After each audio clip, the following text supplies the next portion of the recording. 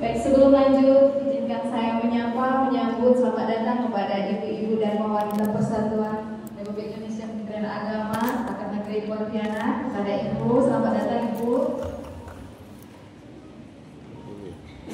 Hadirin yang berbahagia, selanjutnya mari kita dengarkan sambutan dari Ketua DPRD Provinsi Kalimantan Barat. Dalam hal ini diwakili oleh Bapak Mingsen Esa. Kepada Bapak Mingsen kami persilakan.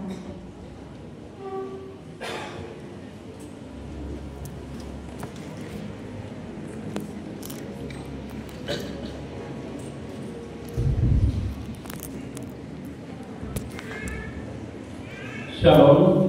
Selamat pagi dan salam sejahtera kita semua. Adil Katalino, Majuramen dan Saroga, Sinat Kadiwata. Assalamualaikum warahmatullahi wabarakatuh. Waalaikumsalam. Om Swastiastu, Namo Buddhaya. Salam kebajikan, Rahayu.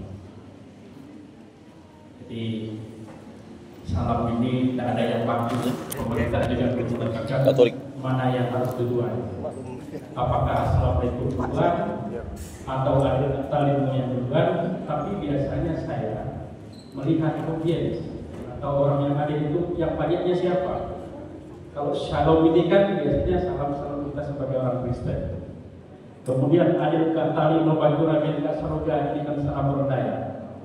Kayaknya ini mungkin 80% nya ada mahasiswa ini yang Berdaya. Betul tak?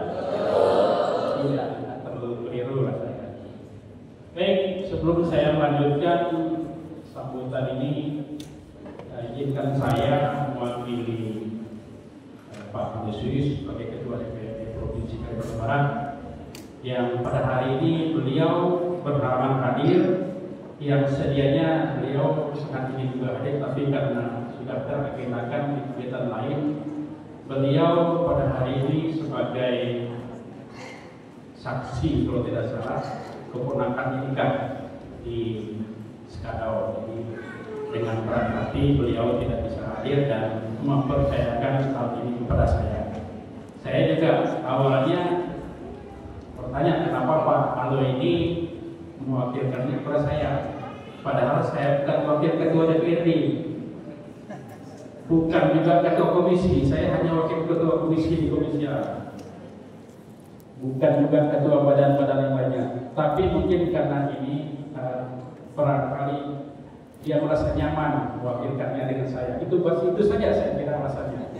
Saya mau menolak disposisinya sudah dibuat.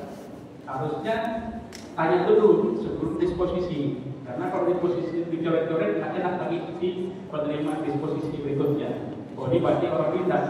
Sebenarnya bukan ke saya yang dicoret di atas itu. Nah, gitu. Baik, yang saya hormati Bapak Dirjen Mas Makulin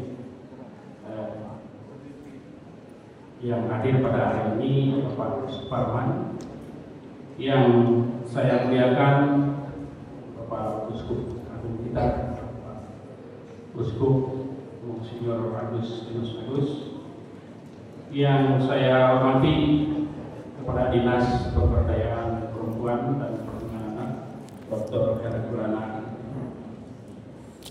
Karyani, yang saya hormati Ketua Sepakat Negeri Pontianak, yang saya hormati seluruh jajaran dosen staf dan sivitas akademika Sepakat Negeri Pontianak, yang saya hormati di sini juga hadir Pak Deso Gunau, yang saya hormati Pak Martinus Darno. Pak Martinus ini dulu sangat aktif, cuma kemarin belum beruntung, bukan gagal Pak, belum beruntung untuk Bupati Skadau.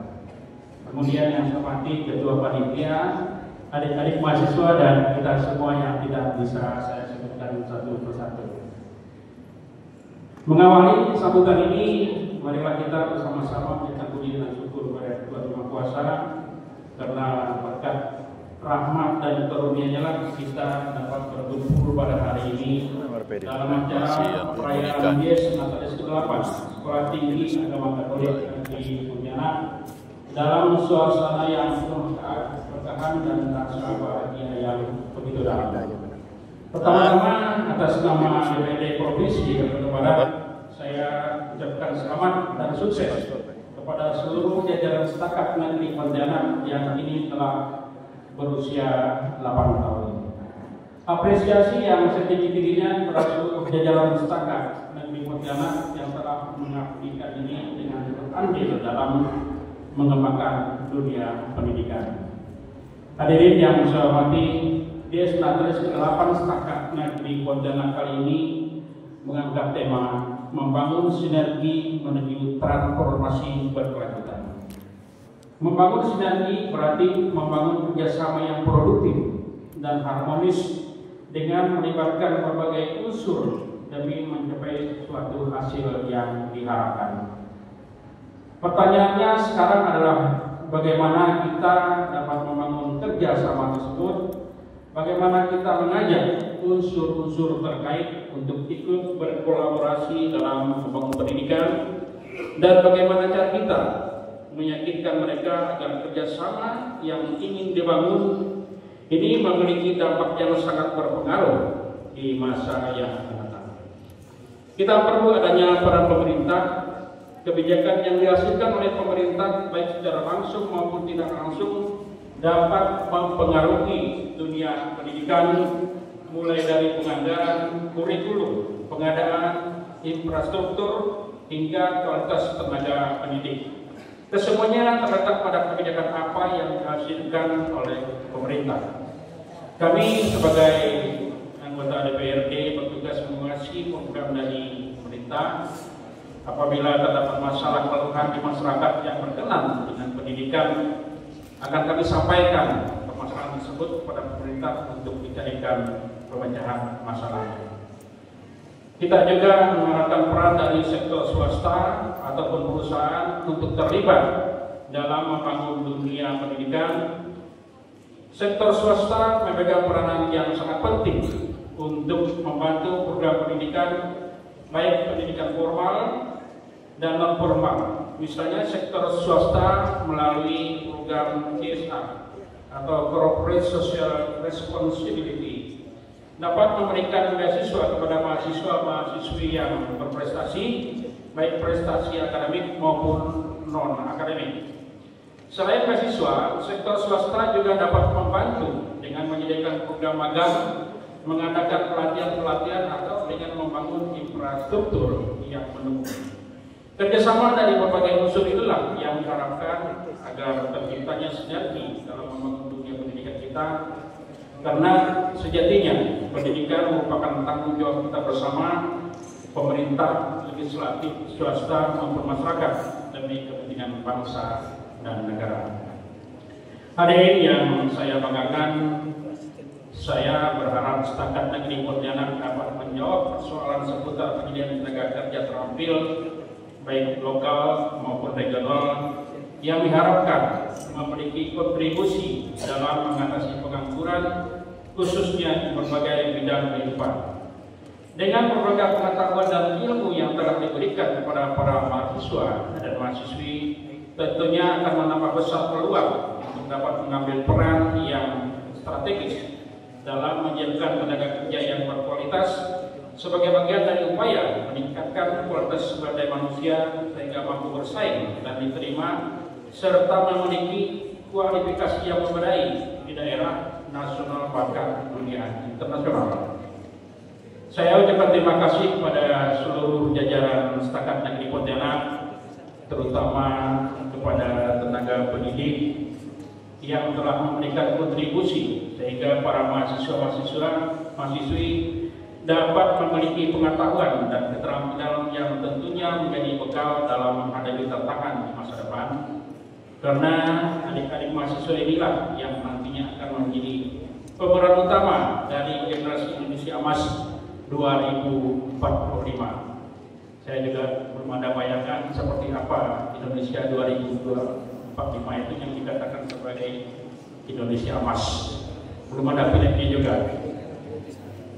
Sekali lagi saya ucapkan selamat dan sukses atas perayaan Dies Natalis ke-8 Setakat Negeri Pontianak. Semoga apa yang sudah kita harapkan selama ini mendapat pelaksanaan yang setimpal dari Tuhan Yang Maha Kuasa. Demikian beberapa hal yang dapat saya sampaikan, tapi sebelum mengakhiri sambutan ini, saya ingin cerita sedikit, mudah-mudahan berkenan dan tidak menyita waktu terlalu banyak. Saya, Pak Dirjen, Pak Uskup, pernah punya pengalaman yang menurut saya tidak akan pernah saya lupakan seumur hidup saya. Ketika tahun 2005, saya ketua DPRD Kota Tanah itu, dan bupatinya masih Pak Kornis.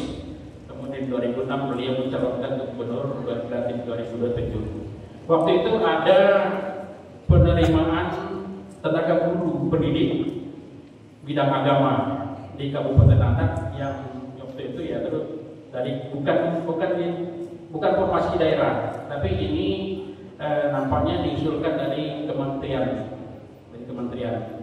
Waktu itu pada tahun yang bersangkutan ada 4 orang tenaga pendidik yang dipersiapkan untuk ditempatkan di Landak. 1 orang tenaga pendidik agama Kristen atau Protestan, 1 orang Katolik, 2 orang agama Islam. Nah, waktu itu ada beberapa tokoh masyarakat, tokoh agama protes dengan kebijakan itu. Nah, protes silakan, tapi kita harus sesuai prosedur, saya sampaikan. Nah, waktu itu menghadaplah Pak Markus Amin dengan beberapa tokoh masyarakat, kenapa bisa seperti ini? Nah, saya bilang bahwa ini bukan kebijakan daerah. Kalau ini kebijakan dari Kementerian Agama, tentunya ini kalau kita mau usulkan perubahan atau protes harusnya ke sana. Kita berangkatkan awal itu, karena kita tahu Landak itu rasanya formasi itu yang diuruskan itu tak sesuai dengan kondisi yang ada. Kita Landak itu 87% itu non Muslim, jadi Katolik dengan Protestan. Nah, kenapa kok penerimaan tenaga pendidiknya itu lebih banyak ke Islam? Nah, waktu itu ditelusuri lah, kita berangkatkan. Kebetulan Pak Markus Amin waktu itu dia pendeta, dia juga anggota dewan, kita berangkatkan ke Jakarta, telusuri gimana cerita barang ini. Nah, akhirnya setelah pulang mereka dari sana, bahwa kita mengangkat ini sesuai dengan ya katakanlah di sebuah daerah itu mungkin mayoritasnya Muslim, mungkin lebih banyak Muslim. Kalau mayoritasnya mungkin Kristen, lebih banyak Kristen. Nah, ketika ditanya, loh, kami Landak ini, Landak kami 87% non Muslim. Kenapa bisa seperti itu? Dibuka oleh teman-teman, oleh bapak-bapak di Kementerian Agama waktu itu, bahwa Landak ini kan mayoritas Muslim, Pak. Terkejut, kita terkejut. Mereka terkejut waktu itu datanya, telusur, rupanya ada kesalahan. Saya tak menganggap ini sebuah kesengajaan. Kalaupun disengaja, ya jangan sampai terulang kembali. Ternyata data di Kanwil kita ini yang tidak sesuai fakta. Nah, ya sudah, kedepannya tolong hal seperti ini jangan terulang kembali. Kalau memang itu dasar untuk menyediakan formasi. Jadi hal-hal seperti ini terkadang kalau kita tidak peka, tidak sensitif, ya, bisa saja itu berjalan mulus. Tapi karena waktu itu kita protes, akhirnya formasi yang ada itu tidak dibatalkan, tapi ada janji di tahun berikutnya untuk ditambah lagi yang guru-guru non Muslim tadi, ya, terkadang Protestan dengan Katolik. Nah, karena saya yakin ini yang sekarang ini masih yang pendidikan, tentu barangkali 60-70% biasanya kita kuliah ini kadang pengen jadi pegawai negeri. Nah, salah satu lorong masuknya itu kan dari Kementerian Agama. Nah, saya berharap agar hal seperti ini tolong dicermati yang akan datang. Kami ini umur dengan Pak Darul ini kurang lebih saya sudah 57 tahun. 5 tahun lagi 62 tahun. Rasanya semangat pun mungkin masih, tapi mungkin barangkali tenaga sudah tidak seperti 30-40 tahun. Pak Kornis bilang biasa dengan seluruhnya semangatnya masih, tapi segan tak ngaco. Apa itu Pak Tano?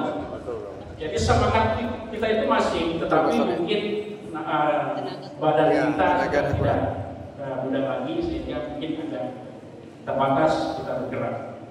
Beda dengan Pak Uskup ini, saya lihat Pak Uskup ini manusia luar biasa. Saya beberapa kali ikut kegiatan beliau ini, kalau ada peresmian gereja atau apa di Senakin kemarin, sampai jam berapa Pak Uskup? Saya tanya mereka, sampai jam 2, pagi-pagi jam 6 tak bangun lagi. Kalah saya yang masih baru umur 57 tahun. Jadi saya kira beliau ini selama kan dia tidak pantang. Bahkan kadang-kadang minum bir juga beliau. Kalah saya. Tapi saya rasa ini karunia Tuhan. Bukan karena faktor makanan. Kalau saya makan, saya juga jaga makanan. Tapi beliau luar biasa. Jadi sekali lagi, boleh kita bertanya kepada Pak Uskup gimana trik-triknya supaya bisa jaga kesehatan. Tapi saya melihat ini betul-betul karunia Tuhan untuk beliau, supaya bisa berkarya lagi banyak lagi untuk umat. Saya rasa demikian yang bisa saya sampaikan. Mohon maaf manakala ada hal-hal yang berkenan. Selamat siang buat kita semua. Akhir kata itu, Faturamin dan Saruga Warsekan kami mata.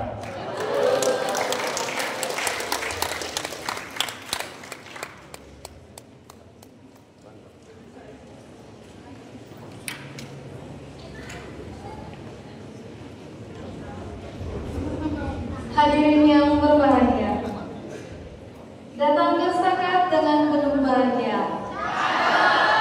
Hadiri acara di Natalis Sakat yang ke-8.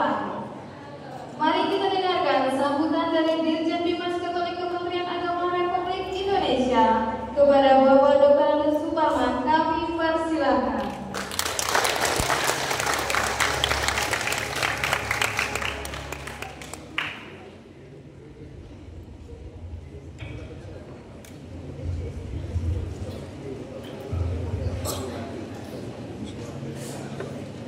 Assalamualaikum warahmatullahi wabarakatuh. Salam sejahtera bagi kita semua. Om Swastiastu, Namo Buddhaya, salam kebajikan. Salvere pro omnibus nobis. Yang mulia Bapak Wakil Bapak Gus, dan sekali Bapak Gus, untuk selalu bisa mengembalakan umat-umat di kehidupan konteks ini. Lalu Pak Ketua Sekolah Tinggi Agama Katolik, Pak Narso, para wakil ketua Sakat Negeri Pontianak, para romo, suster, bapak dan ibu, para dekan, makroni dan dosen, para staf, pegawai pendidikan, dan perwakilan dari SMT, kemudian Ibu Hadis yang berkenan hadir. Selamat datang Ibu. Mungkin saya singkat saja nih Pak Ketua, ini banyak banget ini sambutannya, tidak pernah lapar tuh sudah sebenarnya. Jadi Bapak Ibu sekalian, kami di Kementerian Agama sangat berhenti kepada satu-satunya sekolah tinggi agama Katolik di seluruh Indonesia, di seluruh kehidupan bangsa.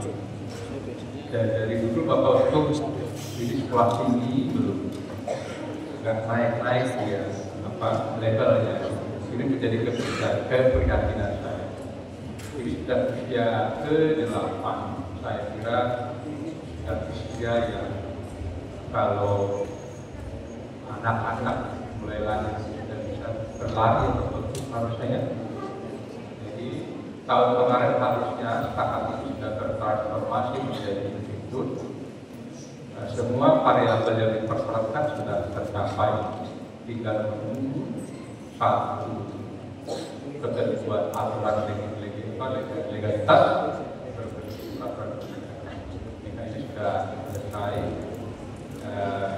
tahun ini, tahun 2025 itu akan menjadi institut agama Katolik.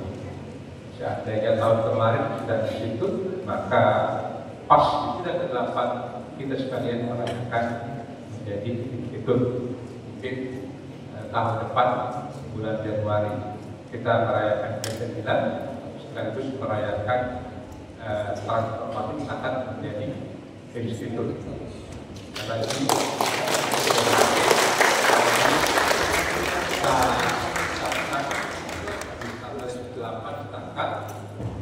kita berdoa dan berharap semoga setakat itu menjadi pandu atau menjadi acuan pendidikan keagamaan yang mewarnai seluruh perguruan tinggi agama di Kementerian Agama.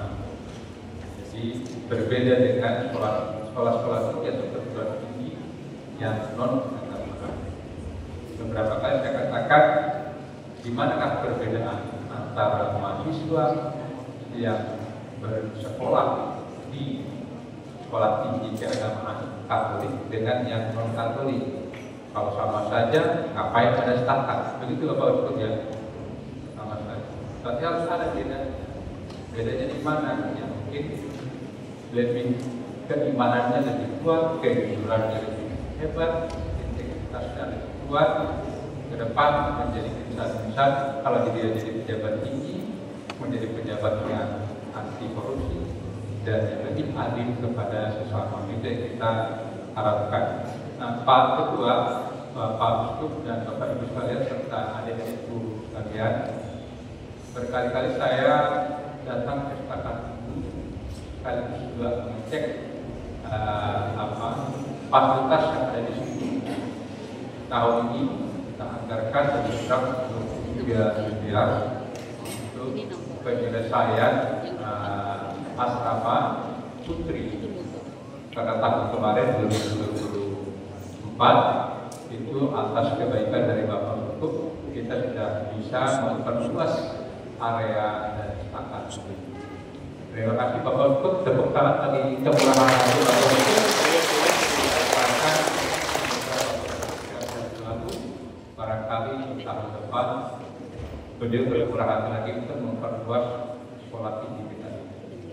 Ya, lalu Bapak Ketua, Pak Uskup sudah mengirimkan surat kepada Pak Menteri Agama jika Tuhan mengendaki kepada kehabisan Bapak Uskup. Mudah-mudahan Bapak Menteri Agama berhadir dan tolong diantisipasi ada kemungkinan Bapak Menteri di sini. Tolong diantisipasi Bapak Ibu sekalian, terutama Pak Ketua, tolong dipersiapkan segala sesuatunya dalam artian infrastruktur kita. Pak Menteri Agama itu adalah orang yang sangat tertuju dengan kebersihan. Dia begitu masuk yang dia mencari pertama kali adalah apa yang tampak di hadapan dia. Kebersihan yang paling pertama yang akan dia cek. Dan saya juga datang ke sini Bapak Uskup, saya datang ke sini tapi sekarang ini Bapak Uskup untuk mengecek segala sesuatunya, apakah nanti dengan kedatangannya Bapak Menteri ditaksikannya Bapak Uskup sekalian di sini, saya harus antisipasi segala sesuatunya. Kalau enggak, saya dipecat. Karena memang Bapak Menteri Agama ini adalah orang yang betul-betul concern. Jadi kita harus mempersiapkan seperti berkata, apa namanya itu, agar kita mempersiapkan diri seperti kita tidak tahu kapan bentuk akan datang ke rumah kita. Seperti itu. Jadi segala sesuatu harus kita siapkan. Kemudian asrama putri tadi sudah kita cek. Kalau diperbaiki lagi usia yang ke-8 saya kira kita harus lebih baik lagi. Pompa air juga sudah lumayan berjalan. Tapi pada sebuah jemuran itu masih bertebaran juga saya pakaian. Itu selalu saya antisipasi bahwa untuk hal kecil, bahkan warna kamar mandi itu juga saya perhatikan juga bahwa apakah itu bagi Pak Menteri layak untuk ditinjau. Pak Menteri itu bahkan ke kamar mandi ke toilet itu dia cek semua. Karena itu di kantor aku itu juga saya perhatikan betul. Kalau bisa kita mengikuti kebersihan di Keuskupan Agung Pontianak. Itu luar biasa bersih. Bapak Uskup dengan bangga memperlihatkan kepada saya kamar mandinya yang begitu bersih. Saya kalau bawa kasus bisa tidur di kamar mandi tanpa merasa bau. Itu kehebatan dari Bapak Uskup. Artinya Bapak Uskup itu menyukai kebersihan. Apalagi itu. Sekali lagi Bapak Ibu sekalian, adik-adik sekalian, selamat ulang tahun ke-8 Disnatalis ke-8 bagi Sekolah Tinggi Agama Katolik yang kita cintai dan kita banggakan. Jadilah kita semua terutama adik-adik bagian dari warga negara yang berkontribusi yang signifikan bagi pembangunan bangsa dan negara sesuai dengan talenta kita masing-masing. Tuhan memberkati.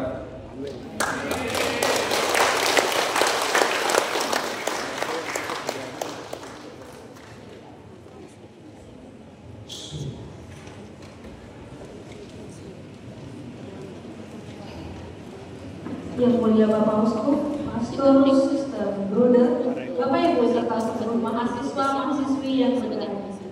Tentunya kita bersyukur sekali karena rangkaian acara ramah-tamah pada hari ini berjalan dengan lancar. Kita baru saja mendengarkan sambutan-sambutan yang tentunya untuk kemajuan dan perkembangan kampus kita tercinta dalam membangun sinergi menuju transformasi berkelanjutan. Kita beri tepuk tangan sekali lagi yang mulia. Luar biasa rasanya hari ini, hari yang penuh kegembiraan dan semangat. Pastinya sudah siap mengguncang panggung pesta Disnatalis. Namun tidak terasa kita sudah berada di penghujung acara di tempat ini. Setelah kami tutup di sini, kita akan bertemu kembali di panggung pesta. Baik hadirin yang kami hormati, dengan berakhirnya rangkaian acara ramah-tamah pada hari ini, kami mengucapkan terima kasih kepada Yang Mulia Bapak Uskup, Pastor, Sister, Bruder, Bapak Ibu tamu undangan serta mahasiswa-mahasiswi yang sudah memeriahkan acara hari ini. Kami juga mengucapkan terima kasih kepada panitia Disnatalis ke-8 Standar Negeri Pontianak yang telah bekerja sama mempersiapkan seluruh rangkaian acara ini. Tidak lupa kami juga mengucapkan terima kasih kepada para donatur kami yang telah menyukseskan acara Disnatalis ke-8 Standar Negeri Pontianak. Kita beri tepuk tangan yang meriah oleh kita semua. Pergi ke kebun membawa anak. Panen pepaya kepala desa. Selamat ulang tahun Standar Negeri Pontianak. Semoga berjaya sepanjang masa. Burung terbang tinggi, Terbang membumbung membelah semesta. kita akhiri acara di tempat ini. Kita sambung di panggung pesta. Saya Lucy Nurhati dan rekan saya Murniati Asih. Kami berdua pamit undur diri. Sampai bertemu di acara Disnatalis ke-9 tahun depan. Adil kata Nino, maju ramin kasan kapas sehat kajuata.